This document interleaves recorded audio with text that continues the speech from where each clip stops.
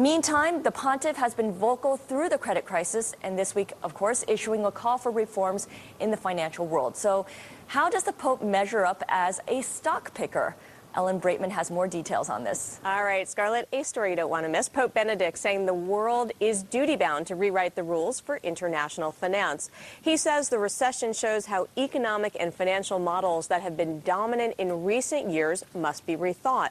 And this week, the pontiff issued a 150-page encyclical calling for reform of economic institutions and international finance. So we wanted to see how a fund that conforms to Catholic values and the teachings of the Pope has been performing of late. So we took a closer look at the Ave Maria Catholic Values Fund, ticker there AVEMX.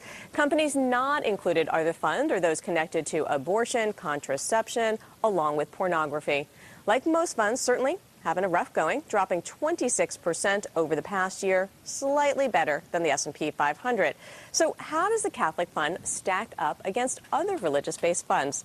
We took a look at the performance of one of the largest Islamic funds, the Amana Growth Fund.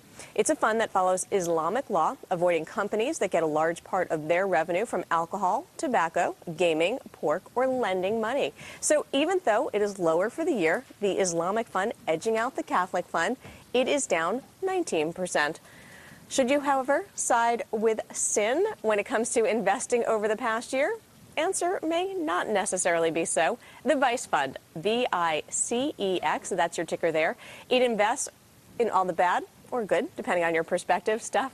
It is down about 25%. So you may not want to run with the devil, Scarlett, at least when it comes to picking stocks. Back over to you. Thanks very much, Ellen.